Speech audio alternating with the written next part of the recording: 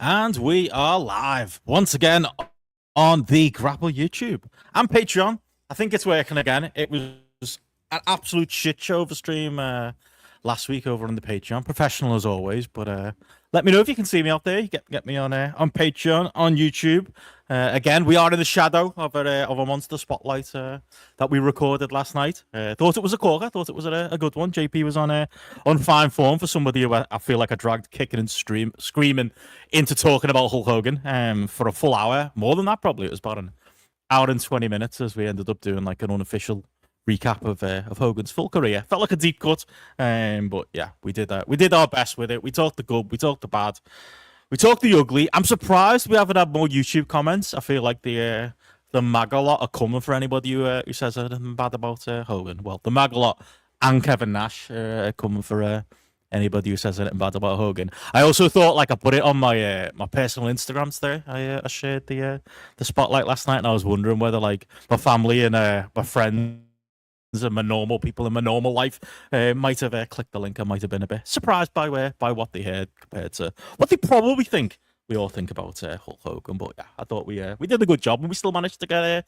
everything else in as well. The other thing that shocked me is that I got up this morning and I just assumed my opinion on WWE Unreal, and obviously we got SP3 joining us in a little while, and I'll get his take on it as well. But I just assumed my take on WWE Unreal was going to be the general take that most people had, that it was fake as fuck and that everything in it was a work. And like, I got up and just kind of scrolled my Twitter timeline, which isn't something I do daily anymore, and it was just full of people I respect, having like deep conversations about like, oh, what a dickhead Bruce Pritchard is. Oh, I can't believe he did that to Abyss. Like, again, I'll ask Sid when he comes on, but like, is it just me? Like, none of that. I didn't buy any of that as like legitimate. I just assumed they were doing it all for the cameras, especially anything Triple H. You know, the stuff with Tiffy and Lottie and the back and forth there, and pretend that he didn't understand which line when unscripted. All of it, like it seemed fake, as somebody said to me on Twitter today. It's called WWE Unreal. Like, it's quite clearly the new workers, our very own Ewan Cameron, or well, Voices of Wrestling's Ewan Cameron, put in his great article that he put over on the Voices of Wrestling website. Like, yeah, maybe that can be our poll today. Yeah, is WWE Unreal real? Like, it's so clearly fucking bollocks. So yeah, that's that show. Let us know if you've seen it. Oh, have you got any other ideas for any polls that we could potentially do today? But yeah, strange one. I'm guessing at some point the news is going to start filtering out that, oh yeah, the Rock and Triple H's bits where they go back and forth with each other. Actually, that was recorded later on that night, or actually that was something they put together. Because again, I can't see Triple H being that brazen and giving the Rock his booking ideas like as shown in the program as well. It feels a little bit like he's a bit scared of Dwayne in real life. So yeah, let me know your thoughts in the chat there. But yeah, good to see Platt knocking about there. Ewan McKenzie in the chat as well. Nathan Thomas, Nate, hello mate, you all right? Ben in the chat as well. Platt says Patreon is oh, I thought you said Patreon is a lie, because yeah, that is also true, but it looks like it is live. Yeah, thank you very much. Good to see Ryan in the chat there. Paul Wilson knocking around, who's put a couple of troublemaking questions in the Patreon as well. If anybody's got any questions they want to ask me, they want to ask SP3, we've got Sid till about 6, so I'll probably stay on for about 10 minutes or so at the end, depending on how things are going. So if you got any extra questions for me, throw them in as well. Platt saying here, would they be Unreal? They can blur the lines because it's believable that some of them really are such cunts. Again, yeah, I mean, Bruce Pritchard is a cunt, like, you know, more at 5, like, that's pretty much a given, isn't it? Ewan says the poll should be, did Andre the Giant shit in that back? Yes or no? Yeah, that was one when JP went through all the different Hogan stories yesterday. That was one I don't think legitimately I'd ever heard. And I'm still convinced. After the show, I was going through looking for like some of the memes or the AI created tributes to Hulk Hogan that were knocking around on Twitter and such. Half of them I couldn't find. The one with Princess Diana, nowhere on the internet. I'm almost certain JP made that up, or asked ChatGPT for it. Feels very JP. Tom says he's midway through episode 4 of WWE Unreal. I think it's a bit of both. He's saying it's a good watch. Some of it feels a little Wrestling with Shadows. Again, yeah, like I said, I went in all guns blazing yesterday, and I stand by everything I said. But like, it is interesting to see like what the War Room looked like and what backstage looks like and all of that stuff. You know, it's I guess you get that out of it, so you can picture in your head what the real conversations look like in those rooms. But again, they're not the conversations we're seeing on screen either. But there we go. We'll probably chat some of that with SP3. Just a couple of quick programming notes. Obviously, pay-per-view week, so we're going slightly daily. And we got obviously Spotlight came out yesterday. If you haven't listened to it yet, available wherever podcasts are sold. That's the point of these lives, to get the good word out that we are still active. The podcast feed being shut down, but it is all up and running at this point. So yeah, you got Spotlight yesterday, this tonight, and tomorrow me and Matty over on the Patreon will be doing the GRAPPL weekend show. We'll be previewing a bit of SummerSlam, and as you will have heard on Spotlight, we have pre-recorded the Bash at the Beach 96 show, which was planned to be our bonus show coming out this Sunday. But Kings of the Mountain have actually gotten that a little bit early. Nice little treat for them. But we'll be giving it to all of the rest of the patrons on Friday as well. And it's 2 days of SummerSlam, so all kinds going on this week. But yeah, we're busy. And if you think we're busy, my guest that I'm going to bring onto the stream right now will I'll tell you what being busy really is, as we have on here. I'll just say from True Heat and several other outlets. We have our good friend, the man himself, SP3. Sid, how's it going, mate? I am doing well. I'm glad to be here. Always fun talking to you, Benno. So anytime you ask me to be on GRAPPL, I am here for you. And good to see the good people in the chat, everyone watching, whether it be live, on demand. And yes, had to even on a busy week, I got time for you, Benno. I saw that you put a tweet out of all the shows you're doing this week, and like me and Steph genuinely, like I said to her afterwards, like we hadn't spoken about like I wanted you on this week, and she also has got you on the Fightful prediction show this week. It explains why when I said to you like, oh, Wednesday would be a bit better than Thursday, I still didn't put it together at that point. I think we've done the same thing with Karen Peterson as well. I think she's doing double duty at some point for our shows, or at least we're both going to ask. This might be news to her if she's watching the stream, that we're both going to ask, but we are. But yeah, where are you at this point, mate? Are you just permanently England now? Is this like a 1 in 1 out situation where like like, we can only have so many British wrestling podcasters, so I've fucked off to Asia, and now like you're just hanging around in England forever now? Is that it? Is that how it's worked? I'm like the bridge between the UK and the US wrestling media scene, where I'm a little bit of both. But yeah, I've been like on excursion. Reason why I'm back this time is because my daughter is horrible at traveling, so she can't get on planes. She's public enemy #1. They put her on like the scanners of don't allow on this plane, so she hasn't been able to travel. So I did my 6 months that I could stay here for last year, and then I left. I had to go without them, so then I immediately came back like 4 months later, and I'm on another 6 months that is about to expire. But I've actually applied for an extension, so we'll see. I don't know how UK governments work here. If I get my appointment before my 6 months is up, then I can be able to stay till the end of the year, and we could work something out where we could take a boat or something for my daughter. So that's why I'm here more often than not in the UK. Nice. Can you just like get a boat? I honestly don't know, because I don't know if you know, I'm out in Asia at the minute. I'm in Vietnam, and with like the visa situation out here is you can do like 3 months at a time, and people do like border runs. Like I'm going to Thailand on Saturday, and then while I'm there, my plan was to do a border run to Cambodia to reset that visa, but there's a fucking war going on at that border, so I'm just not doing that anymore. I've decided not. But like, is it the same thing? Can you literally just get a boat to Ireland and be like, I'm in Europe now, and then come back again and it resets? Like, I guess that would work. Yeah, I think my missus said like I can go to like Paris and it can reset it, but I don't know if any of the outlets are going to pay for me to go to Paris, because if one of the outlets I work with pay me to go to Paris, I'll go to Clash in Paris and then reset my visa that way. But we'll see. We'll see what happens. See what works out. So you're going to be around for Forbidden Door then? So you're going to be doing the the media junket for that? Good stuff. Yeah, I'm gonna try my best. I reached out. I when I was in the US, I thought I would be back in the US by July. So I had applied for All In, and I got accepted for All In, but I couldn't go because I was out here. But hopefully they do accept me. Good tester. Yeah, to see if you get there. We've had this conversation a few times. It was one of them. They came to Wembley first time, and it was like, yeah, there's just not enough space, guys. And I was like, I feel like there's enough space. I feel like there's a lot of seats, and we both got that excuse, didn't we? But nah, they gotta know, mate. You get, and again, if it doesn't work with True Heat, you can try one of the other 20 outlets you do and stuff for it. I don't try with True Heat. I feel like we're public enemy number one because I do a podcast. Was it ever me on? Is it my fault? I do a podcast with the Black Jim Cornette. Probably that's why. Yeah, Jimmy Macaram. He's not very friendly towards Tony Khan. So I don't apply with True Heat anymore. Only with Sports Illustrated, and usually WWE, AEW, they accept that name more than any of the other outlets that I work with. There you go. Jimmy's the man, by the way. I love his stuff. But there you go. That's what happens when you tell the truth. What we do, mate. I don't feel the same as me. I still get the emails, but I only get like select ones. I don't get the good ones. I don't think I got it. I'm pretty sure I didn't get an email today about this Chicago World's End show, but I'll get told that like ROH has moved back a week, or like, guess what? The pay-per-view's on at cinemas. It's like, yeah, great. I'll tell everyone. Like, that's all I get. Like, I feel like there's a bottom tier of AEW media, and I am 100% on it. It's the bad boys of media, mate. I think that's what we are.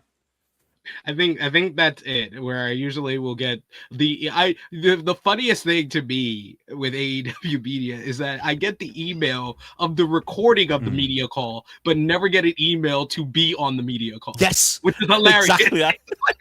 That's how you know you're on the lower tier.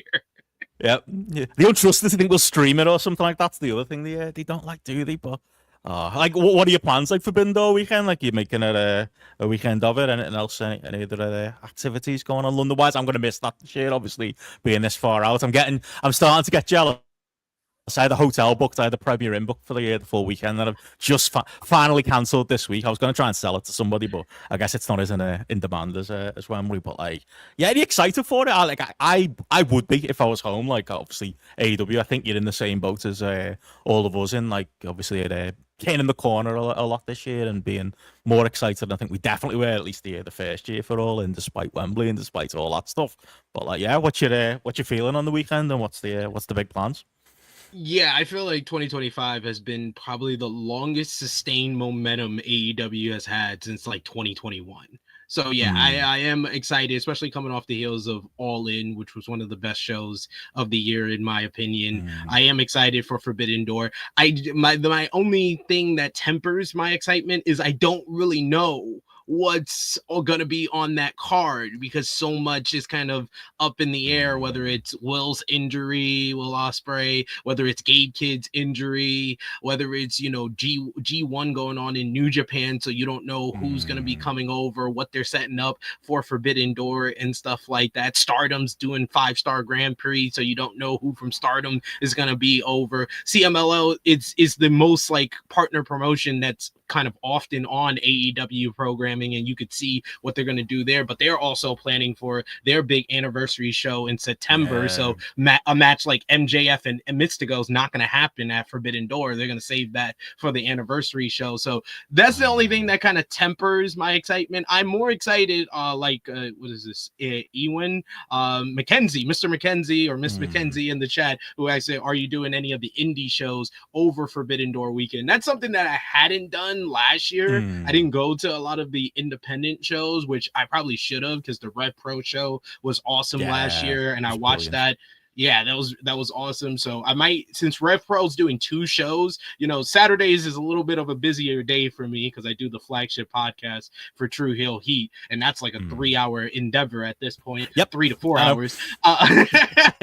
So I won't do the Saturday show. I'll probably do the Friday show for Rev Pro, and then if I can work out schedule wise as far as the Forbidden Door review on that Monday, I could see if I can go to the Progress show that's going on that Monday, because I really want to see man like Darius versus Luke Jacobs in a TLC matchup. I was at the Rev Pro show.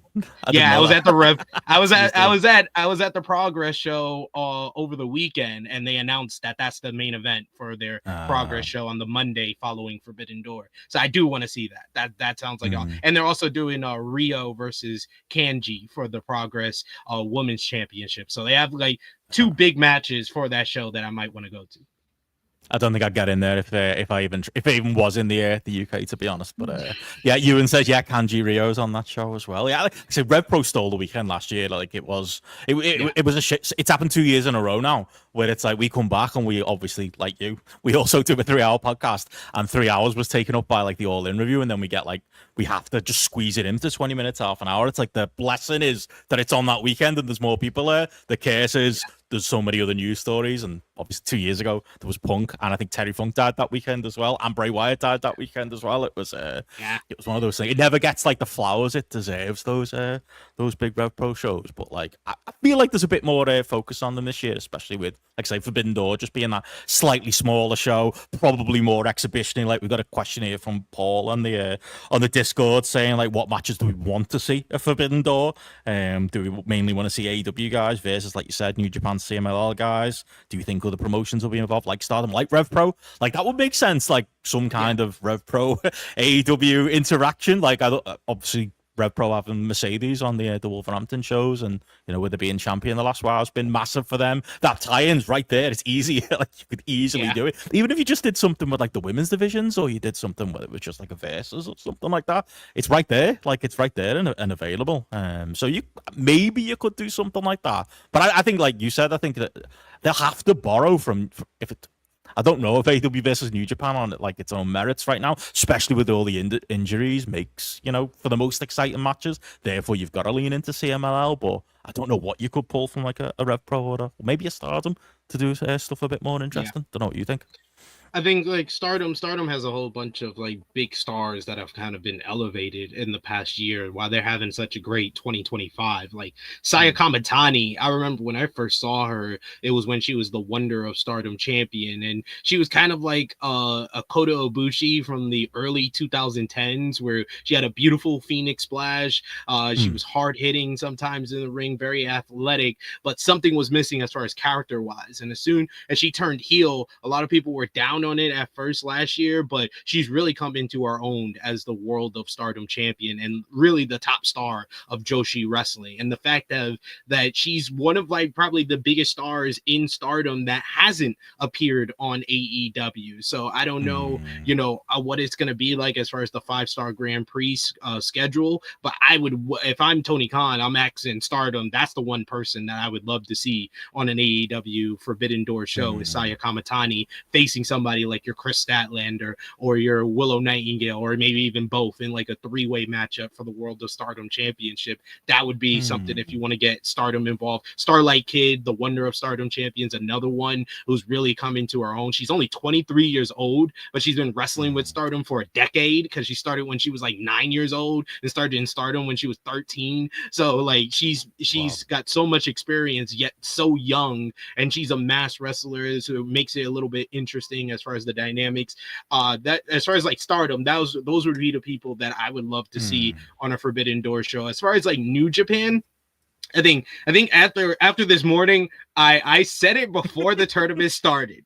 I said it before the tournament started, and I am guaranteed that that's what I want. Give me Zack Sabre Jr. versus Konosuke Takeshita, because they just went out there and had another match of the year candidate for New Japan Pro Wrestling right after Takeshita just had a match of the year candidate with Shingo Takagi on Saturday. So I wouldn't mind that as a matchup. I think a lot of people are probably kind of speculating or manifesting Zack Sabre Jr. versus Will Ospreay, the battle of the best. We've been doing that from the UK. Yeah. It's been manifestation from every UK fan that I've talked to that's the match they want to see. Despite the fact we've all seen 40 of them, like in every venue possible, in person, in every company. It's like, but one more, then the world could get to see it. Like, but we haven't seen it in AEW though. There you go. Yeah. With this version of Will, we'll sell it to ourselves. So, though I thought that, like watching it, did they do anything in the post match? I watched I had to jump off the stream after the match itself. Because I would have thought they'd maybe clearly signpost it if that was something. Again, with the limited time we've got before Forbidden Door to set it up, because they were pushing on the commentary, weren't they? This is like somehow a first time singles meeting. Obviously, they talk the tags and the other stuff they've done in AEW, but like that's wild itself. But like, yeah, it was one of those like styles clashes that you knew would work. You knew. You could have Zack trying to grapple Takeshita, and then Takeshita trying to coming back with the big moves, and then Zack trying to like catch him again, and then Takeshita kind of being too much at points in the match as well. Like they told the story you'd expect with them, but it was a very G1, doing it within the confines of like, yeah, we got, how long did they go? Like 25 minutes in the end. They could go longer, and they know they could go bigger. But I would have thought they'd like, beat you over the head a little bit more. That very clearly they want to do it one more time. But maybe that'll come in the days if nothing's been said in the post interviews or anything like that. Yeah, if they both don't make it to the finals, I could see them setting up an angle on like the final night of the G1 to set up the matchup, because I think you could have right away set up the matchup if Takeshita had won.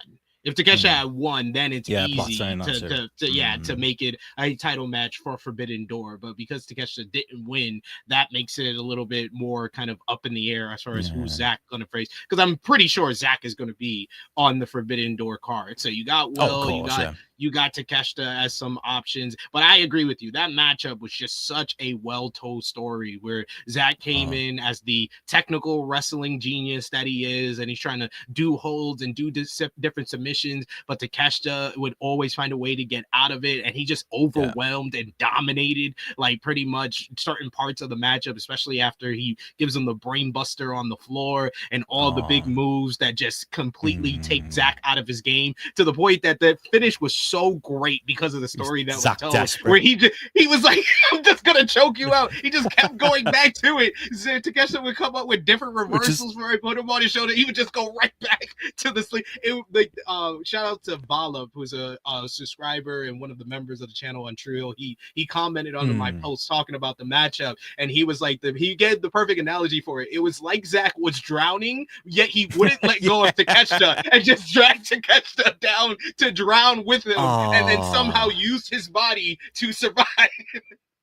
It was brilliant because like I was actually watching it at like a coffee shop over here, and it was 7:00 this like local time over here, and they were kicking out of the coffee shop, and like it was when Zack first grabbed the choke, and I was like almost willing the match to end because I was like, I've got to leave here and I want to see it before I go. But I was like, there's no way that's the finish, because it felt a little bit out of nowhere. But like you say, Takeshita like does like the whole Vader Mankind like back bump, doesn't he, to try and get Zack off. He can't do it. Then he goes to the top and tries it again, and Zack still fucking holds on. And then they gave you all this drama. And like you say, it was the perfect punctuation to the way they told the story through the match, which was like Zack just had to hold on for dear life to to finally get to squeak past and get the win over Takeshita. Which again, you would probably say if they were setting up a match, Takeshita would go over. But you've got your story there too as well, where it was only just that Zack was able to beat him, so you could pay off that. But I feel like you could do on the Forbidden Door card, if you got something big like that, that's good. I think again, Will Zack, I think, is just an easy one to put on the marquee, but it felt like they were building to Will and Gabe. So if you say it was somehow possible to do Will and Gabe, which feels impossible now,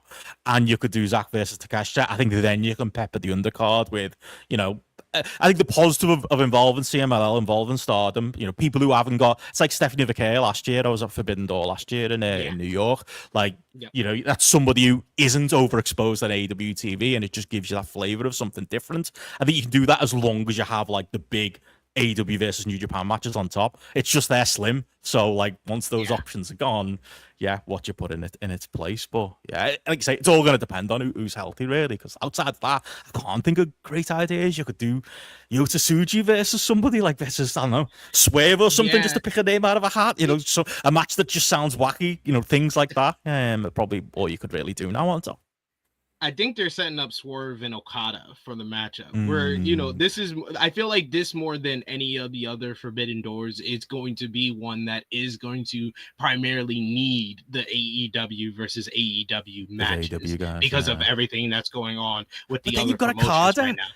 On a New Japan show, it's like, come on, just do Tanahashi. I mean, I guess Tanahashi's legs are falling off, and he's got to get through the rest of the G1. So before the rule, though, Benno, it's Forbidden Door, so Tanahashi's got to get a shot at the AEW World Title for no reason at all. That's how we do. And it's his last. It's his last year. Yeah, we're just being nice to him. Yeah, we're being nice. Go. One more time, we're gonna follow the tradition. Tanahashi versus Hangman Adam Page at Forbidden Door. Hangman Tanahashi. I don't know how much I want to I don't want to see that either. I'd rather, honestly, the best idea that I came up with is do the matchup that they teased months ago but never delivered. Do Omega and Tanahashi versus the Young Bucks. I like that. Yeah, You could easily do that, and you could easily tell that story, couldn't you? And that gives Tanahashi an excuse to be on the apron and let Kenny take the bumps. Let Kenny do all the work. We always know that Kenny plus Young Bucks, it doesn't matter who his partner is, it's going to be a great matchup. So, like, just... Might not be good for Kenny either, but, you know, it's you could make that make sense. Yeah, I'd be up for that. That could fit into a card. But like you say, we've got no clue right now. We don't know what's going on. Like, Tony Khan's doing, like, media stuff today, and he's talking about women's tag titles, and he's talking about World's End.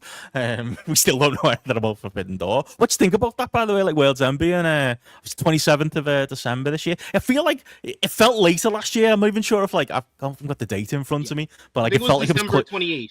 Yeah, it felt like it was that bit closer to New Year's Eve that made it, this is a podcast, the problem, made it a nightmare to try and cover it last year. That's my main abiding memory. It was like, okay, we can't review this on New Year's Eve. We also can't review this on New Year's Day. We'll have to figure something out the week after. Like, at least there's that buffer this year. I kind of like it. I like 27th is always when we do our Ask GRAPPL as well. We like that date, so maybe we could lead into it as well. But yeah, fucking love Chicago as well, Tony, doesn't he? Yeah, it's clearly what it is. He doesn't want to leave the Chicago area around Christmas. He wants to make all of his workforce have to travel to Chicago over Christmas, but like Thanksgiving, he wants to hang around, doesn't he, with mum and dad? That makes me at least hopeful that they position the Hammerstein shows, which is probably going to be his new December tradition, is maybe earlier in the month. I wouldn't mind that if that was earlier in the month instead of so close. Would you potentially be there? Yeah, I could potentially be there. I would, you know, wherever my family's going to be, I want to be with them for Christmas, but maybe I could squeeze in going to New York for Hammerstein, because Hammerstein's like my favorite building to watch pro wrestling. So yeah, it's just up in the air as far as like what's going to be at Forbidden Door. I think they're setting up Tony Storm and Athena.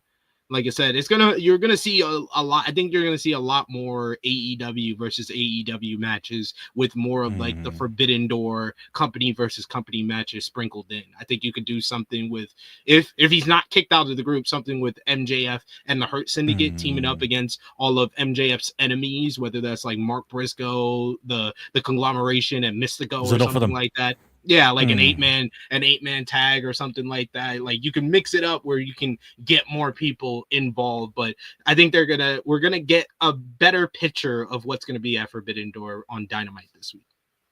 Yeah, good shout. Well, before we change gears, we've got a couple of questions related to some WWE stuff from this week as well. Just quickly on the G1, obviously, that was the main thing I wanted to talk about, the main event today.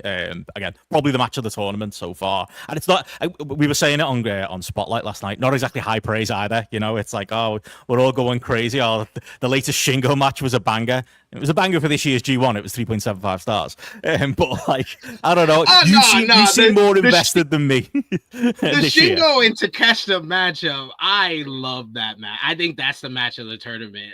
That was the first match that gave me the adrenaline rush that the G1 is here for. Like, especially the final 10 minutes of that matchup where they just pull out each other's moves. That Ottawa crowd was into everything that they were doing. The hard hitting. This was the Shingo Takeshita matchup that I expected at Wrestle Kingdom in January, and it was a great match. It was like 4 stars, 4.25 when they faced each other. That's how I felt about this one, to be honest. I felt like this one was much better than that one. It gave me the adrenaline that I needed. But if you prefer the Zack matchup, I don't mind that at all either. I think either one of those is the best match of the tournament.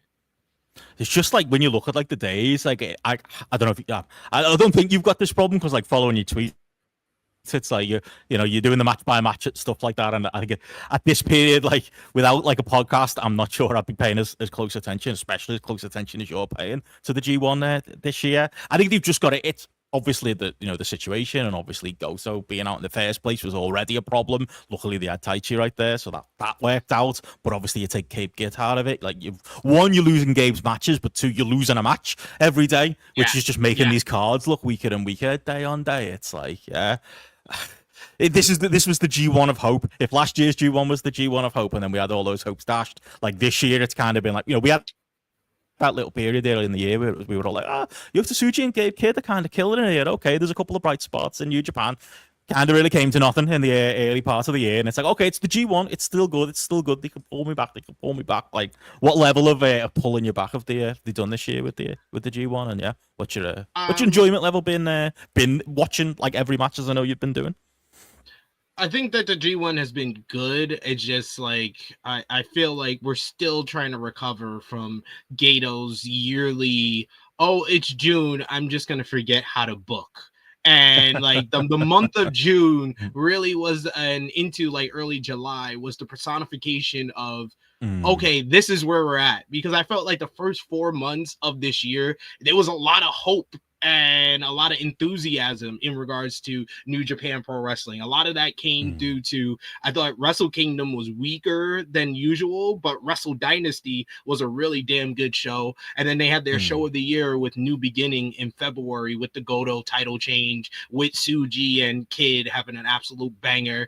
Cool. And that got people involved in New Japan Pro Wrestling. Like you said, like a lot of people were like, oh, Gabe and Tsuji, they look like they're the future of the company. And Tsuji had a really good run with the Global Heavyweight Championship. I thought New Japan Cup was really good in elevating David Finlay to where he needed to be, but then David Finlay didn't win. Goto won. Goto's reign went really well. He was getting kind of, the attendance was a little bit ticking up with Goto as the champion. And then he just does the thing he always does, where he just starts booking stuff crazy. You have Zack win the title out of nowhere with no kind of build up to it. He just wins it back, where you feel like the whole company is taking a step back.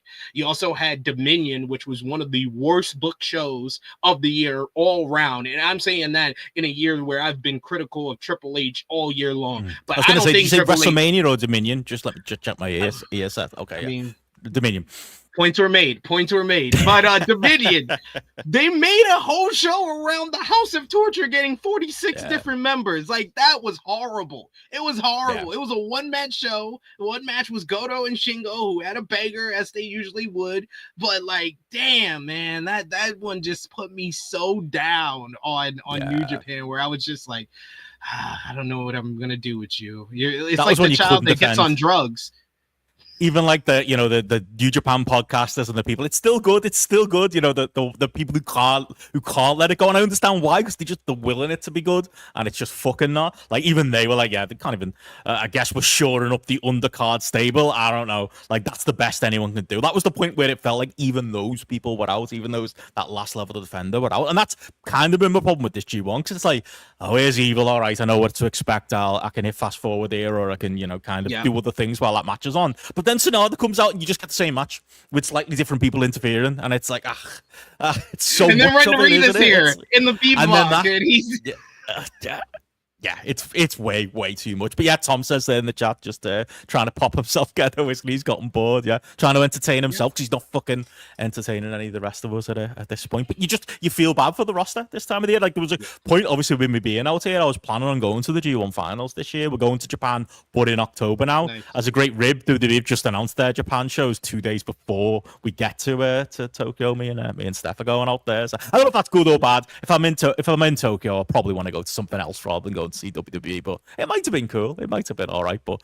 I'm to be honest, I'm not devastated. I'm not there for the G1 finals. I really not. I could have gone for Wrestle Kingdom, but again, Oasis are playing the Tokyo Dome the weekend that we're there, so like that'd be a cool way to see the Tokyo Dome too. So I think we've got all bases covered there. But yeah, that's about my level of interest in it at this point. But we'll truck on. The pick'ems keep us going over on the GRAPPL side. Hogan says here, it's like if you get bored in Football Manager in a few seasons and you focus on regens and building the youth, and it gets the game going. Gether got bored without even trying that. Yeah, he's literally hasn't. He hasn't bothered. And they're right there. There's options. He doesn't do it. And then I didn't even mention he didn't put the junior title on Kosei Fujita. Like, the most obvious thing he could have done. He could let ChatGPT book, couldn't he? He really could. He could let New Japan forums and Discords book, and like it'd come out better. It's been 2 years where he's missed opportunity after opportunity with these young guys. I was one of the big people on YouTube who were saying Yota Tsuji should have won this title, the IWGP World Heavyweight Championship, back when Sonata was the champion. Yeah, Sonata did not need to be. He did not need to be champion for a year. it was a long reign, and he won most overrated for the year from the Observer, and it was for good reason, because he should have ended the reign like 6 months prior to when he did. But they went back to Naito. Naito eventually leaves the company. Okada's left the company. Ospreay's left the company. Jay White's left the company, and he just refuses to push these young guys. Shota Umino has lost so many times. He's a geek. He's getting a little bit of a new style to himself during this G1, so I'm hopeful for him, but he's in a state of I don't know where. Yeah. Ren Narita is just a miniature version of evil at this point with the House of Torture. Yuya Uemura is a guy that they just won't get behind yet. Everybody knows how great he is. It's just so frustrating to watch them have these young talent that are ready to be the top guys, but they just refuse to push them. Yeah, somebody made a good point. I think it was in our Discord. Like, we've all given up the ghost. They're never going to be the New Japan of 2017, 2018. They can't be. AEW exists. Like, they can't be that, like, de facto number 2 in the Western world because, you know, there's an AEW now that's got that role. They just need to be a competent promotion running in Japan. Like, just at least do that. At least super save your, like the Naito stuff. You know, Naito leaving's been a gigantic hole because at least Naito was super saving the hardcore New Japan fans who'd still come to the live shows to see Naito, even if he's wrestling in a t-shirt, even if he's got those, you know, elbows for knees and he can't get over on his own finish anymore. They still got Naito. At least there was that. Like, we haven't even got that anymore. It's rough. It is hard to see. Yeah, as Hogan says here. Yeah, surest thing New Japan have as an AEW guy who reached that level without New Japan, and New Japan are now not actively capitalize on it again, right there in front of them. And again, that might be super saving the Western world a little bit, but like, Takeshita show guy, just book him, go with it. There's loads of options, but I was going to say, like, obviously we can talk some more, some New Japan and such, but we did get some questions in on, and obviously put them in the chat if anybody's got anything else to ask either of us. Got a few questions about WWE Unreal, but I would like to start before that. We did get a couple of questions on the header subject that I put on here. This Vince McMahon Final Destination story that's come out over the last 24 hours. Like that is fun.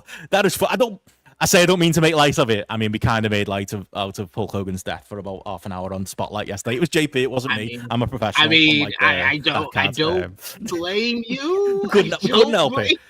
We couldn't help ourselves. We had to. We had to be balanced. You know, we said it. We talked the good, we talked the fucking very bad, and we talked the ugly, which is all of the rest of it when it comes to Terry Bollea / Hulk Hogan. And like I say, if you don't laugh, you're gonna cry sometimes with that stuff. But yeah, I'd say we haven't had much grief on YouTube yet for that. I'm sure that's coming for some of the things JP said about Hogan particularly, but like, yeah, imagine that we could have got a 2-for-1. Like, I'm not saying I wish for it, but like Vince McMahon, like the pictures, obviously the image for it, like that's legitimate. Like that, he fucking totaled was it his Benz he's got, and obviously apparently like. They haven't said the name, have they, on Post Wrestling? But Brandon and John, who I know are going live in a bit, so don't tune over quite yet, said that like it's a WWE staffer as well on the other side of it potentially, who's one of the victims to this. But it all took place like, you know, within hours of Hogan's death being announced, and it's like, fuck, man, what a news day that would have been, to the point, obviously, that it's in front of everyone's minds. Like, he did ask, if and when Vince dies, will we get the same sort of reaction we've had to Hogan here? Will we get the same kind of that split where... We'll have tributes on all 3 main WWE shows. Man. But not just that, though, is it? It's like the mainstream media stuff, or like, do you see that Joey Swole who done a tribute to him on it? Is that his name? The guy who posts videos of people doing stupid shit in the gym, that bloke. And like, he'd done like a tribute to Hogan and dressed up at him as at the gym. And people like, not sure you should have done that, mate. Have you seen all these things that Hogan done? Have you seen this racist rant? Have you seen, well, you know, all the other like list of terrible things you could list for Hogan? And obviously he's come out and apologized now. Like, I think we probably get that as well. You get like I've got family members who are just like, oh, you must be devastated Hogan's dead. I think that's the feeling that a lot of us have got when it comes to Hogan at this point. I think the same would happen with Vince, and you get those same people shouting you down, going, you know, there's another time for that. You know, he's dead. Let's only talk about the positive stuff, and let's not talk about all the crimes that Vince McMahon himself did. Yeah. That's not how this works. We live in a reality where there's the duality of people. Like I said it on True Hill Heat this week, and we got a bunch of Hogan marks, I guess, who gave us dislikes on YouTube for us talking about it. Yeah, but we tell it how it is. Like I was like, we have the duality of people. where someone can be the most important and most famous pro wrestler of all time.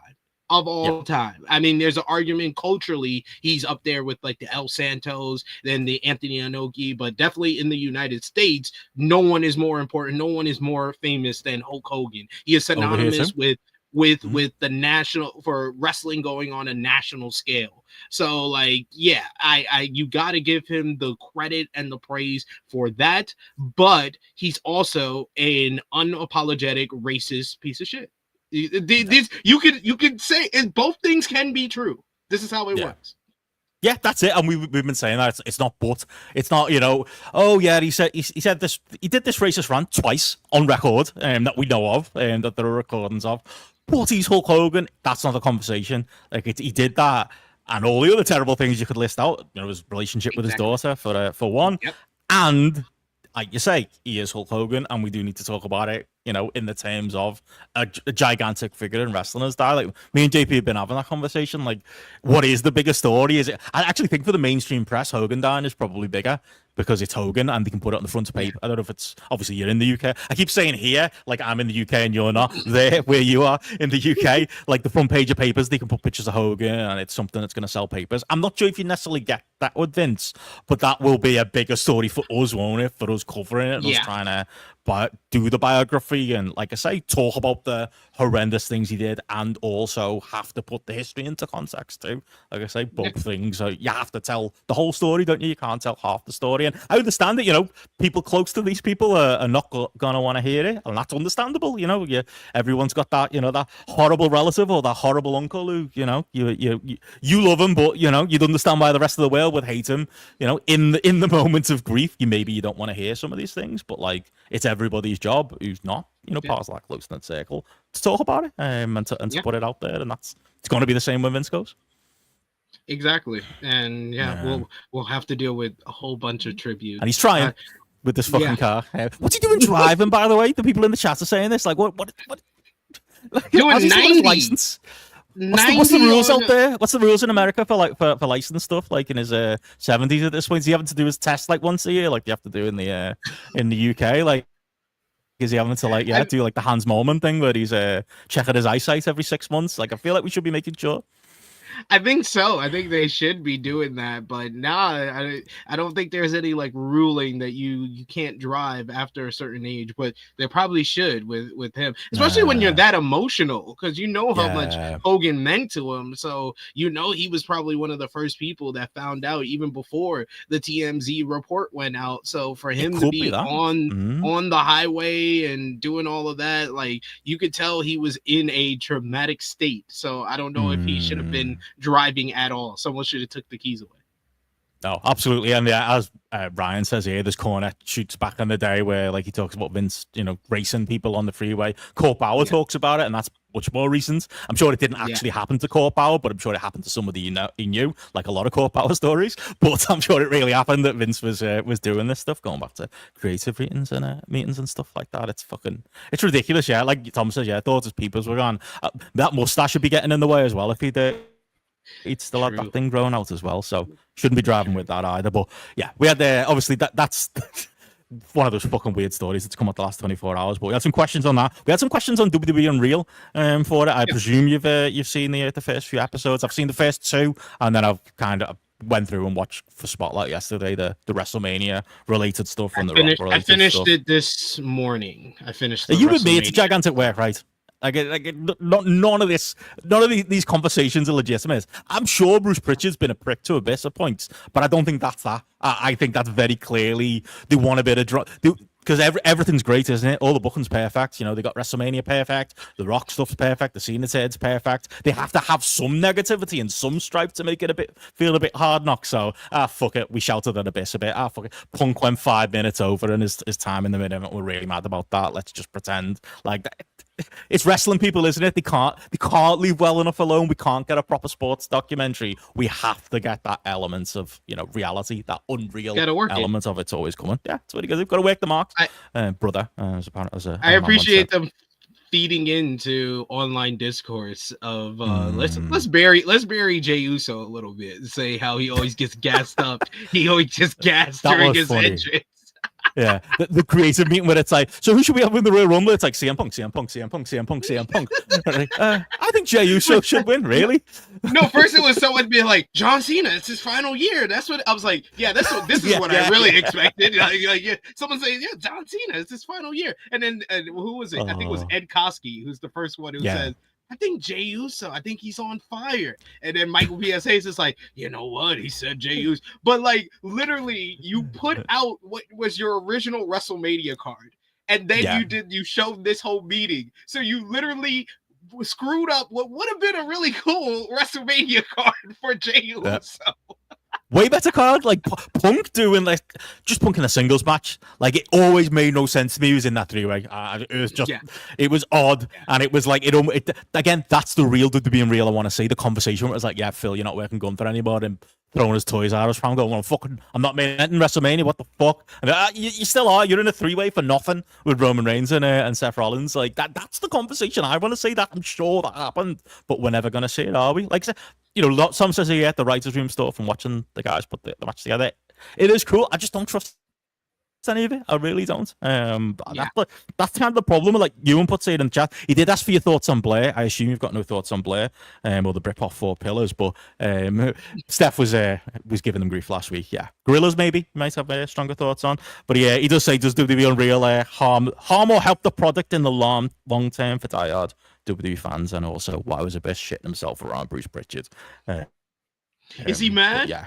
Is he I don't know it was Joseph Park, wasn't it? It was full on Joseph Park. Maybe he's just like that. I don't know, but like, there's just no way. I mean, yeah, does it harm or hurt the product? Like, I don't actually see it. I thought this was going to be a genuinely significant show. I just think it's like an A&E documentary at this point. It's going to exist alongside the show. And when literally, I did actually see tweets of people being like, "Oh yeah, Vince McMahon protected kayfabe for so long, and look at what they're doing." I was like, "No, he fucking didn't." He saw the tax man coming, and he made sure everybody knew this shit was fake. Like, I don't think any of that matters at this point. I'm not even sure it's a real talking point. I don't understand how anybody is getting mad at this series when we started off the Netflix era, which I will never forgive GRAPPL and the people of GRAPPL who got so excited for WWE going to Netflix that y'all tried to change my mind about my skepticism of it. I forgot about that. It starts off with Triple H saying, first it starts with the typewriter, and we ranked this. I was like, what the hell? You killed kayfabe within minutes of being on Netflix. So in the show itself as well. Never mind the Rock promo. Fucking Christ. There's no point to get mad at WWE Unreal when they started the Netflix era like that. That is one of the worst television wrestling shows I think I've ever seen. It's that Netflix premiere. Like, as you know, Matty's the token WWE defender that we have on our shows. And like, I remember reviewing that. He was like, "No, it was a great show." I was like, "Okay, well, what about the Rock segment? What about the Ric Flair? What about Hulk Hogan? What about like the opening with Triple H?" He's like, "Yeah, apart from those," I was like, "Apart from the 4 main segments on the show, it was good, was it?" Like, but yeah, you love Roman Reigns and Solo, so you got what he wanted out of it. But it was a bad show, and Garrett's you can join Garrett in doing the victory lap on that. Because he's been like looking at the viewership numbers we're seeing for and going to say, "I fucking told you Netflix wasn't going to mean anything for WWE. You all got excited. Look what happens." But we buried those tapes now. I don't know if you know, our whole feed got deleted because of a copyright reasons over on Spotify. So none of it's there. So nobody knows that we ever said that and we were ever excited. So you sound.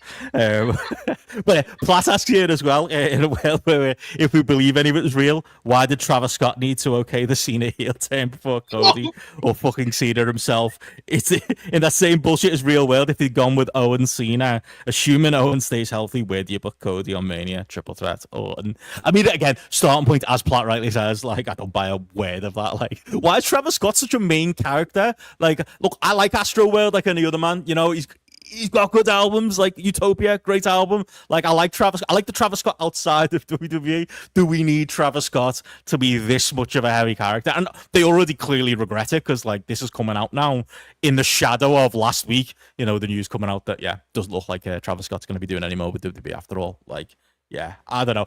We can take the point like that any of this is real. Like, that part, like, it's just, there's no way buying it, is there, that like Travis Scott is looped in on these very important conversations, and finds out about the Cena's heel turn first. You got to check with Travis. Before Cena! Got to check with him. Oh my God, that is unreal. That is what the show is supposed to be. Unreal. Triple H, that was the big clip that they released before the show dropped on all the social media platforms. It was that scene of Triple H explaining, well, I had to go through different people, so I give a call to Nick Khan first, and then I give a call to Dwayne because he's a very important part of this. Then I give a call to Travis Scott because I want this to be as big as possible. Yes, Travis Scott is the one that you call next, not Cody Rhodes, who's gonna get turned on, not John Cena, the guy that's actually gonna turn. No, Travis Scott. What do you think the first time Triple H found out who Travis Scott was? 2025 is my guess. January 2025 when he turned up for Raw Netflix. That's the day that Triple H found out who Travis Scott was. He's probably met him before too, but that's the day he found out who Travis Scott was. 100%. Travis Scott. Quavo always gets those front row seats, doesn't he? It's been a while, since Quavo had the hit. I don't know how long those front row tickets are going to go for. And I love me some Migos, but yeah, it is. And that's the thing. They play it out like it's like a fucking crime scene where it's like they're just like and then this is the underboss. This is Nick Khan, and then next to him it's Travis Scott, and then we had to. Just honestly, the truth would be so much more interesting. I want to see Rock and Triple H argue. I want to see. Clearly, they argued. Clearly, Rock threw his dummy at the pram when, Platt asked him the question here. I can't believe he wanted Kevin Owens to be world champion, but I guess the interactions they had years ago went a long way with him. But that's clearly his second idea, because his first idea, they don't think they outright say that it's him that wants Cody to turn. No, but they just say that's one of the options. One of the options, yeah. The whole Sealing of the Soul is that he turned on Cena. That was the first thing. Then it was Kevin Owens winning the championship, and then we came up with the idea: what if John Cena turns heel? And they try to make it feel like this is the most out of box, not something that me and 15 other podcasters said that's what they were gonna do. To be fair, you were the only one I heard. I'll give you that one, mate. I think that was you. I think you were the one who called. Maybe you were in the meeting. Maybe that's who Triple H called first. I got the call after Travis Scott. That was the thing. I mean, yeah, in that world, if they'd have gone with Owen Cena, what do you? That's the thing, isn't it? It's like last year. It's like, well, what do you do with Cody then? If we are literally torpedoing Cody to do Roman Reigns, The Rock. There was never a world where I ever actually believed that was happening, because Cody would work who? Same this year? What could Cody have done if we'd have done that? And also, why would you torpedo Cody's entire world title run at that moment and not do a big payoff and move to Owens instead? A three-way or something. He'd probably get if they kept the original card, he'd get the spot Punk got in the random three-way with Seth and Roman, maybe. I don't know. No, I don't think it was real. Or maybe if Orton was, knocking around, you could have done that. Yeah. I mean, but I have no idea what they were gonna do with the Kevin Owens. I don't even know why that was even brought up, because that wasn't realistic. No. They've had Cody and Cena planned for what has it been, 6 months before the whole WrestleMania? Yeah. That was the whole thing. Cody did his interview around Christmas time, because literally this is what they show you. They show you him with his family putting ornaments on the Christmas tree, and then that's when the cameras are there to do the interview with him, and he's asked, who do you want to face at WrestleMania? And he says John Cena in December. In December. Yep. And he's wanted that, hasn't he? Obviously, since he's came back as well. It's been the obvious match to do. So, yeah, don't buy any of it. So I don't usually buy the things that come out of Cody's mouth either, but I believe him, at least in this scenario. He's a master bullshitter. I don't know if you been a fan of the Cody podcast that he's been putting out. That's a little it's one of those. It's a guilty pleasure for me. I've been quite enjoying him and Nikki Bella flirting. That's how you get to your enemies. Get Nikki Bella on to give you the dirt on John Cena. The Ricky Starks episode, I actually got a bit of a kick out of as well. You know, Cody's a bitch in that group chat. You can just feel it from that conversation with Ricky Starks. He's giving Triple H shit. He's giving Roman Reigns shit. I'm sure there are things coming out of that camp that obviously stays sealed at this point. But you get a bit of an inkling of what Cody's actually behind the scenes on them. It's remember when he used to have that fucking high roll husky Twitter account? It feels a bit like that, where you just get little bits of that real Cody coming out. Not the MAGA side though, at least. I Mm. prefer it more than any of the other WWE podcasts. And the Kevin Owens Mm. episode is probably the best one that he's done because Mm. Kevin Owens is he's awesome. He's just awesome. Yeah. He's good in anything like that, isn't he? Obviously, the old Kevin Yeah. Steen show they used to do on High Spots and stuff like that as well.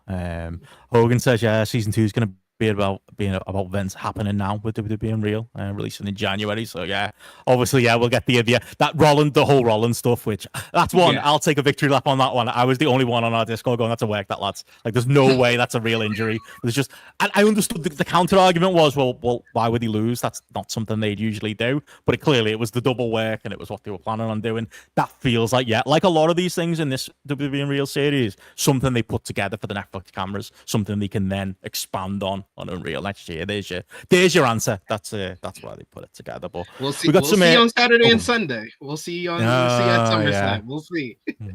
What's your excitement level going into SummerSlam? Like, they put a great Road to card out on the Saturday, so we've got that, and then we've got SummerSlam on Sunday. So, the 40,000 odd people, whatever the ridiculous number is, are going to have a great time that first night, aren't they? With all those tags, feels like fucking Collision. That's what it looks like to me.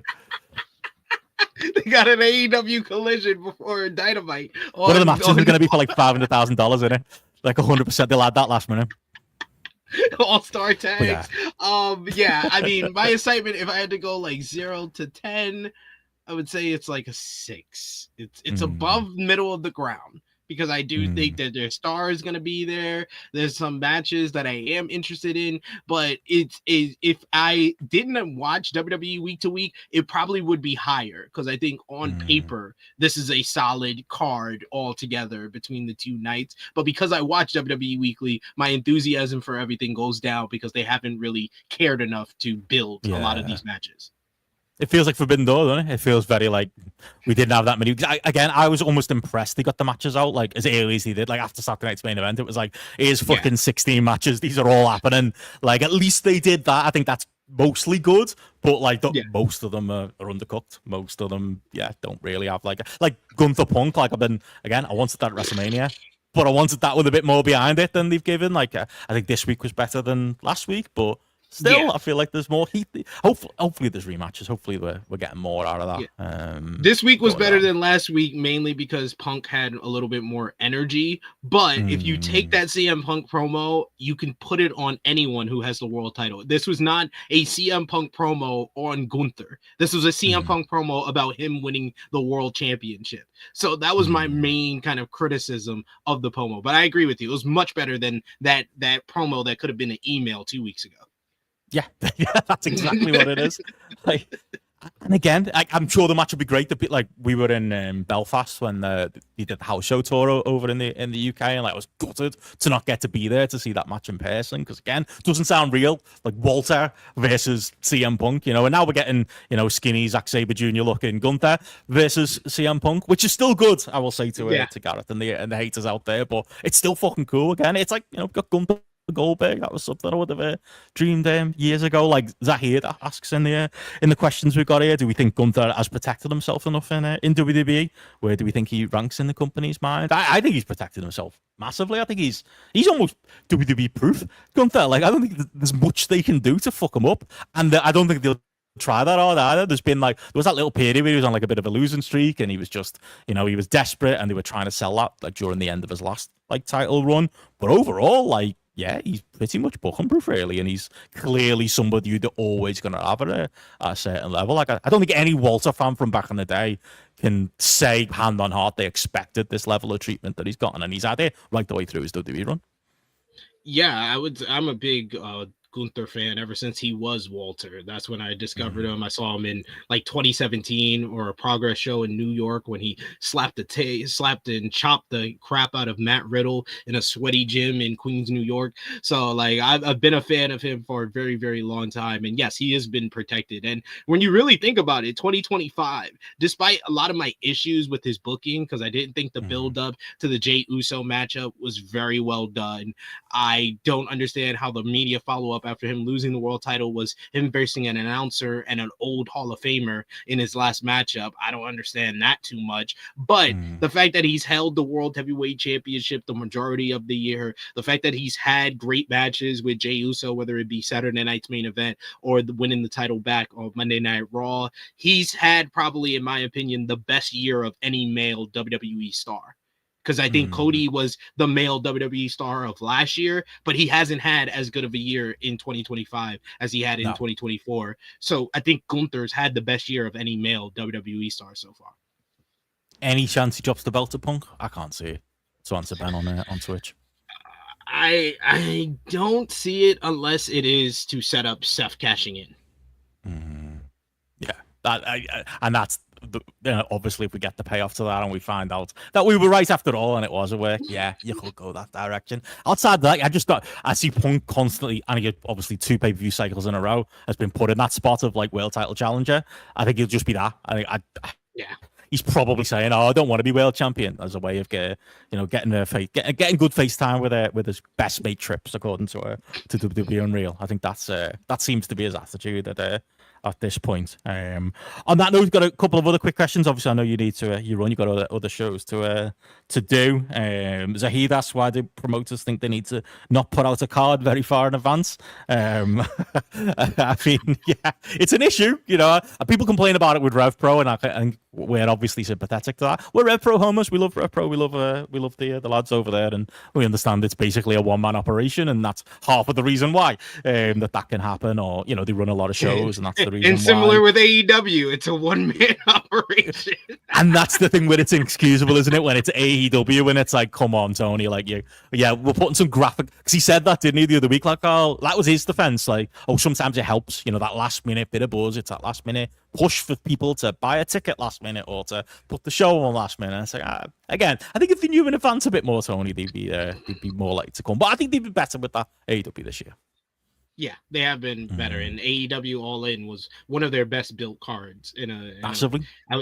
Massive. And that one, and Double or Nothing, everything. Double or Nothing as well was. I thought Double or Nothing was honestly top to bottom was better than All In, but they're up there as far as top 5 shows of the year from any promotion.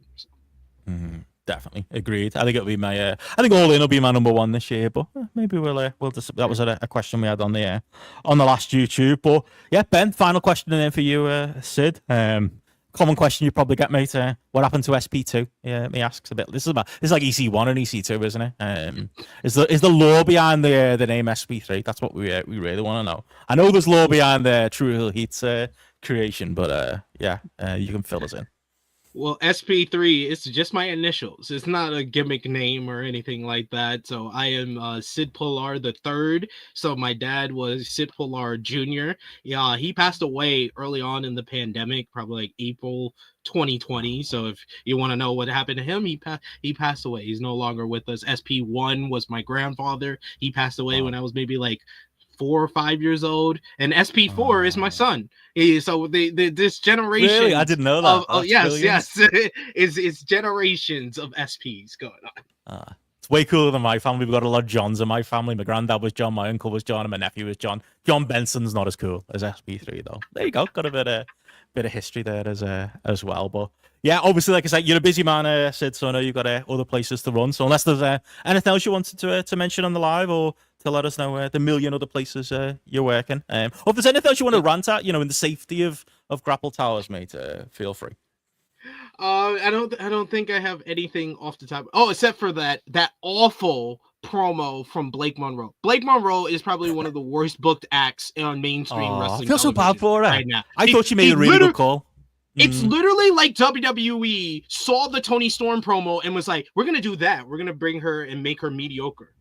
We're gonna actually make this Tony Storm promo become reality and make her mediocre." where she is one of the most talented women out there, and you just have her being pretty girl number 27, and now she's in a body shaming storyline with Jordan Grace. That's like making fun of Jordan Grace for her old pictures when she was not as ripped as she was before. She was not overweight, she was not fat, she was a healthy woman back then. Just making fun of her of that is like saying, oh, Michael Jordan in his rookie year, he didn't have a jump shot, he wasn't a good leader, he wasn't a good assist man. And yeah, what does that matter? He's now the greatest basketball player of all time. What does that even matter? It's so stupid. It's lazy. It's a tired trope. It's annoying. So yeah, that's the only thing I want to rant about. But you can find me over NXT fucking sucks. I agree. Yeah, 100%. 100%. You can find me over on the True Heel Heat Wrestling YouTube channel. I'm going over there now for our WWE SummerSlam 2025 preview. So once Benno is done, you can join us over there in the live chat. Give us your predictions for SummerSlam. It will be me and Cresta Star of Fightful talking all about this Sunday and Saturday's shows. So join us for that. And I got plenty of content this week. I'll be on with Steph Chase for the SummerSlam prediction show on the Fightful main channel. I got In the Weeds on Fightful Overbook tomorrow at 3 p.m. UK time. So join us over there for that. AE Ramble at 7 p.m. UK time tomorrow, reviewing tonight's AEW Dynamite. On Saturday, we got the Flagship podcast at 3 p.m. UK time. So join us for all of that. We got a big week of content. And thank you as always, Benno. And like I said before, anytime you call, I'm here. Same to you, mate. Anytime. Always see you. True Heel Heaters are a home away from home. So yeah, follow Sid everywhere he is, and that is a lot of places as he's put there. But always a pleasure, mate. Thank you so much for jumping on, and hopefully we'll have you back on maybe in a few weeks or something. For sure. Let me know, man. Talk to you later. Man. Later, guys. See you later. Peace. Great stuff. Well, there you go. There goes Sid, SB3. Funny, like SB3, I started doing stuff with. Like, obviously, we've had him on a couple of spotlights before, and he's always been a fantastic, energetic, and popular guest whenever we've had him on. But yeah, I did actually do some Wrestle Talk stuff a long time ago, mainly for Steph, when she needed a favor and she needed somebody filling in for a show, and I happened to be in the same room or happened to be available, and obviously, yeah, I got to know Sid from doing those shows to answer the question there, and yeah, that kind of tended to be doing a bit of True Heel Heat on his side. Their show is brilliant. Like, they go, it's good UK time as well. Obviously with him being based out here at the minute as well, I'm pretty sure they start like 4 p.m. and they run till about 7 on a Saturday, and it's Spotlight length, covers all the same things Spotlight does as far as like covering the world of wrestling, and yeah, him, JJ, Chrissy, all the guys over there do a tremendous job. So always love being on over there anytime I can, and always love having Sid over there as well. Yeah, great value, as Tom says there as well. The master and the ruler of the podcast, as Ewan says as well. Again, the most busy man in wrestling podcaster, and that is 100% a shoot. But yeah, unless you got anybody got anything else to talk today, there isn't too much else going on. Obviously with the Monster Spotlight last night, so we'll probably keep this one short. Like I say, anybody got questions G1 related, WWE related? We're not going through the SummerSlam card in full detail. Obviously, me and Matty will be covering that tomorrow, as he I'm sure will attempt to defend that monstrosity. It sold so many tickets, so how can it be bad?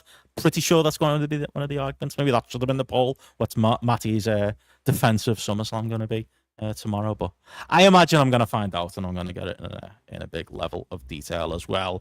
We are also going to get his Dynamite thoughts. He's promised, and in fairness to Matty, he's getting a cab home from work, and he's rushing back, and then he's watching Dynamite, and then as soon as Dynamite is finished, and I think he's given himself 2 hours to watch it, so I think, maybe there'll be some ad break skips depending on if it overruns. We're going to be jumping on at 7:30 tomorrow night on the Patreon, and right into it with his Dynamite review. But it does look like a corking card tonight. Obviously, Hangman and Moxley is going to be the big thing that we're all going to be talking about, and again, probably the majority of what me and Matty talk about, not just the entrances, not just the promos, an actual match for tomorrow. Where people have predictions on who's going over there. Is it where Hangman goes over? Predictions on what happens, what it's setting up. Is it there for obviously a blood and guts setup? Is Mox going to make us believe that the dream could be spoiled with Hangman Page tonight? It seems unlikely, but you never know. He might do a job of it. Obviously, Mark Briscoe has been added to the card versus Ricochet on Dynamite tonight. Looking forward to that one. Always enjoy their interactions. I was thinking this the other day about Ricochet. It's like, if Ricochet was in WWE and he was doing this act, like, don't you think we'd all be going, can't believe what WWE have done to Ricochet? You made him an undercard comedy heel character when, like, he was one of the best flyers in the world. And I think because it's happened in AEW, and probably because the truth is, he's not one of the best flyers in the world anymore. We saw that in his early AEW run. Like, we all go along with it, don't we? We all think it's great, because it is great. He's been brilliant. And I honestly look forward to, I think Mark Briscoe getting, like, I don't know, a strong win, get a bit of violence out there, get him to be a little bit more serious in the MJF feud. Seems like the direction for that for me. Platt says for the main event, non-finish clusterfuck to set up Blood and Guts. Yeah, is Moxley going to want to put Hangman over twice? Don't know. Platt could be onto something there as well. Mercedes Moné versus Mina Shirakawa. I imagine that'll get some time as well. I think that would be probably running close, I'd say, to the main event for match of the night, but be a tall order. And yeah, I didn't realize this. There was obviously that's everything that's been announced. Yeah, that's all the matches we have there. But yeah, looks like a beast of it, a little show there. So yeah, very much looking forward to Dynamite tonight. Tom says think they've done a good job with 4 matches. This is SummerSlam. Beyond that, massively undercooked. You'd have understood to throw shit at a wall approach with the short turnaround, not the Paul way. That's it. Yeah, I'm sure behind the scenes it's somebody else's fault. It's Nick Khan's fault. It's, whoever's, if he could book and do a slow and steady way, SummerSlam would have been laid out, 8 weeks ago, and we'd have 8 weeks worth to build, and we wouldn't have Saturday night's main event in the middle. But that's the thing I learned from watching WWE and Real. It's like sometimes we simplify things, and like if a match is bad, we blame the 2 wrestlers, not realizing in WWE there's 2 wrestlers, there's a referee, there's 4 people in the referee's earpiece, there's Triple H, there's Bruce Pritchard, there's a lot of fucking chefs. Maybe that's half the problem. When we say WWE stuff is over polished or overcooked, it's because it literally is. There's literally that many chefs and there's that many people there. But again, while we'll simplify it and go, well, you shouldn't have booked that many shows. With AEW, we'll usually just put all the blame on Tony Khan. With WWE, even though it's a lot of people, you can still say that. I think that's the decision they made. Therefore, Paul's job is to make it make sense and make it work, and build things up that maybe you're not paying off at Saturday night's main event, but you're paying off at SummerSlam. And it's okay. They've done it before, where you can advertise matches for SummerSlam before even you get Saturday night's main event and the other pay-per-view that they've done out the way as well. So. Yeah, don't know. Tom's totally right there, but don't know how much it holds water with the excuses Paul's going with there. Platt says maybe the Kingdom return to grab some headlines. Could be the one. Monet with her 8 belts now. Wooly Bully will have to help her with transport them. Yeah, that's I'm enjoying that nickname. Obviously that's on top of the belt. She won the Polish belt, didn't she? That JP talked about.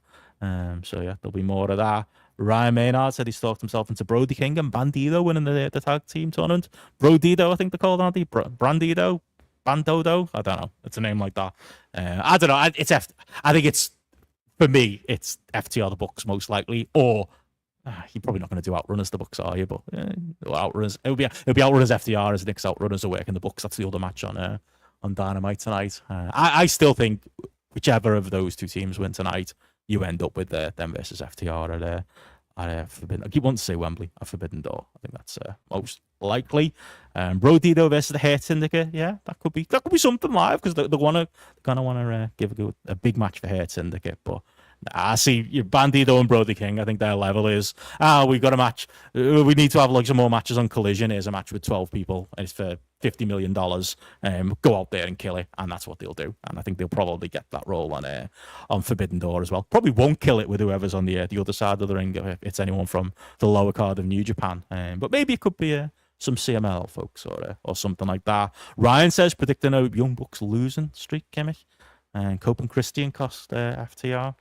Yeah, you could get there. It still feels very soon for me to do that with Cope and Christian, but yeah, you could go that route, and it would be a good story for the Bucks as well, or at least a story for the Bucks. So yeah, you could go that route as well. And then obviously, yeah, we all know Cope and Christian versus FTRs are all out, so you got to set that up, whether it's for the belts or not. But yeah, that's Dynamite tonight. Hetcher Zero announced for Fantastamania. There you go. Another name there to go along with Mystico. Again, another weekend I might wish I was in Wolverhampton just to be having beers with you a lot more than anything. And yeah, I'll be looking on jealously Forbidden Door weekend, whatever the card is, for a few hours, wishing I was in London, but also glad that I'd spent £350 on a Premier Inn, when I can spend £350 and live for 2 months somewhere out here. But there we go. But yeah, we'll call it there. Don't think there's any other subjects there coming from the chat or any other late breaking news to talk about. Like I say, busy week this week with if you haven't finished it yet, I do apologize. The last 10 minutes of Spotlight was cut off the audio feed, so if people haven't got there yet to fix it now, so you won't notice. Or if it does happen, or you've downloaded the file already, switch to YouTube. You can get the last 10 minutes there. Something professional podcasters, but that's out there. Almost 3 hours. I'm sure we'll go longer than 2 tomorrow, me and Matty. And like I say, I think I'll put out the Bash at the Beach 96 show a little bit earlier on Friday for everybody to check out on the Patreon as well. If you don't know what we're talking about, patreon.com/grapple for all of that stuff. We go live at the minute across the summer, and we'll be keeping this going. I'm pretty confident as long as the test is going to be me and Matty are doing Spotlight on Monday, I think, where we review SummerSlam with JP being over in Turkey buying hooky football shirts. So all goes well on Monday. The internet is good in the new apartment. I'm going to be staying in Bangkok, keeping the lives going through August. We'll see when we get to September, this little summer experiment that we're doing. But yeah, if you're new to us and you just been watching these, like I say, we do audio podcasts. You can get live video more than this each week. Spotlight, our main flagship show on a Tuesday, the weekend show where we preview the weekend, and our Sunday but retro bonus shows. We've got an AJ Styles show coming up next month, and we've also got a Lucha Underground show coming up next month as well, which should be a cork. Loads in the archives. Been a little bit undersold, I reckon, just with all the news going on, but cracking show with Connor O'Loughlin this weekend going over the Super J Cup from 1994 as well. If that sounds like it's up your street, you can get it all patreon.com/grapple or become a member right here on YouTube. Or if you don't want to put your hand in your pocket, and that's understandable, I'm like that, just give us a subscribe, give us a like. If you've got more than one account on YouTube, subscribe with that one, like with that one, it always helps. But yeah, very much the summer of Benno, all the podcasts, all of the time. But again, thank you everybody for tuning in once again for this live. Like I say, we'll be back with plenty more where that came from across the next month or so. But yeah, again, thank you patrons, thank you to our YouTube members, thank you to our live patrons and live YouTube members as well. Thank you to our kings and queen of the mountain over there as well on the Patreon: Conor O'Loughlin, Eddie Sideburns, Chris Platt, Carl Geck, Sophia Hitchcock, Sam Mulvaney, and Marty Ellis. We'll catch you again for the weekend show tomorrow. Have a great night, folks. Tune into SP3 on True Heat.